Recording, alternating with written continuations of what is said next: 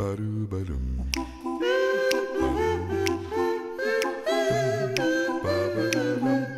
Bam. Bonjour à tous, bienvenue dans notre rubrique littéraire en compagnie de Patrice. Bonjour Patrice. Bonjour Bertrand.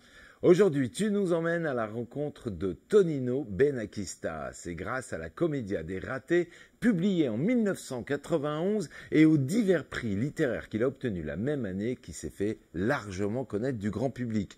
Il est auteur de BD, il est scénariste, il a aussi écrit diverses pièces de théâtre et il a collaboré avec un grand monsieur du cinéma, monsieur Jacques Audiard, pour l'écriture de plusieurs scénarios, dont il a co-signé le scénario de De battre, mon cœur s'est arrêté, parce que Jacques Audiard, c'est vraiment son ami. Alors du coup, Patrice, Tonino connaît parfaitement bien le monde du cinéma et de la télévision. Et l'ouvrage va parler de ça. Alors, la saga, en fait, c'est pas l'histoire du roman, c'est l'histoire de ceux qui le doivent faire dans ce roman. Il y a 4 personnages principaux, Louis, Jérôme, Mathilde, Marco. C'est 4 personnages cabossés. 4 personnages anciens scénaristes, écrivains ratés, bref, des gens au bout de leur vie, quoi, au bout du rouleau.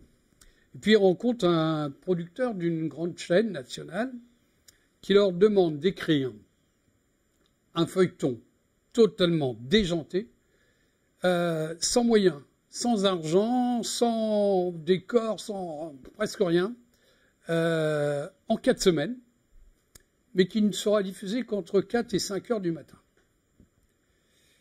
Alors déjà l'horaire, c'est vraiment... C'est les horaires où personne ne regarde la télévision, ouais, quoi. Mais alors, c'est pas par hasard. Quelle idée? Ben, c'est parce qu'il faut correspondre à de la création française, c'est l'exception française, il faut correspondre à voir dans son programme, dans ses programmes, de la création entièrement française. C'est respecter les quotas Voilà. de création française. C'est une question de quota. Une question de quotas. Donc il réunit ces 4 personnes dont rien les rassemble forcément. Et au début, ils ne se connaissent pas. Et ce ne sont pas des gens très brillants. Hein. Non, au début en tout cas, où ils ne se croient pas eux-mêmes très brillants.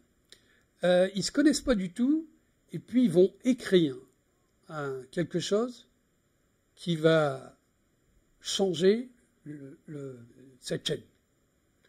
Mais parce qu'on leur a dit, lâchez-vous, de toute façon on s'en fout, ça passe à 4-5 heures, personne ne regardera, donc on ne saura pas. Il n'y aura pas de public, il n'y aura pas de critique, sauf qu'il y a un public qui écrit, qui demande à ce que vite le feuilleton suivant, etc., etc. Ah donc finalement, le mot d'ordre du producteur qui était de dire écrivez n'importe quoi, on s'en fout, c'est à 4 heures du matin et c'est pour correspondre au quota, accroche et trouve un public. Ah, mais malgré lui, et grâce à eux, et ils trouvent un public et une écoute, parce qu'en fait, ils se lâchent vraiment et ils écrivent la saga avec leur cœur, avec leur tripes. Au début... Alors c'est la saga de quoi? Qui raconte quoi comme histoire? C'est une histoire complètement déjantée. On ne saurait pas l'expliquer parce que ce qu'on voit beaucoup, c'est le travail de chacun. Ah, on voit la construction du scénario. On ne voit pas tellement l'histoire, mais on voit plus le travail de chacun des 4 personnages. Et ça, c'est extraordinaire.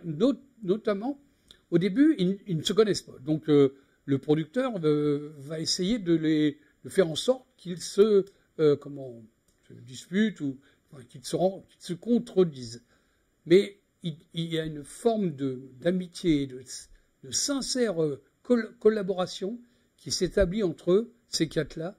Et franchement, ce livre m'a enchanté parce que, et je ne vous dirai pas pourquoi, je vous demande de le lire. Alors, c'est un livre que j'ai trouvé qui a été édité en 97. Ah oui, donc il n'est pas tout jeune, hein. Mais l'aube du jour. On pourrait croire facilement qu'il a été écrit cette année. C'est donc un très très bon roman. Alors, tu ne nous as pas voulu nous dire pourquoi tu nous le conseilles. Non, je ne vous le dirai pas. Je vous dis qu'il faut lire ce livre.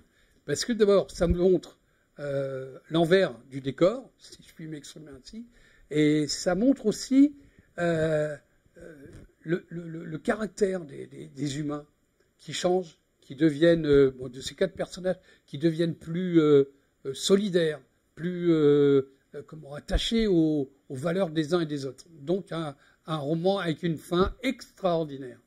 Bon, donc ça nous donne envie de se plonger dans cet univers. Ce qui est passionnant dans cet ouvrage, Patrice, c'est la façon dont on voit se construire ce scénario. Et au fur et à mesure, les idées surgissent et ça permet de créer une véritable fiction. Les personnages, si j'ai bien compris, sont très attachants. Ils sont attachants pour plusieurs raisons, par leurs différences et aussi par la manière où Toninho a eu la bonne idée de parler de fiction par ceux qui la fabriquent et vue de l'intérieur. Et ça, c'est une première pour nous. Nous qui sommes aussi issus du monde de la télévision, ça nous intéresse de découvrir quel est leur secret de fabrication.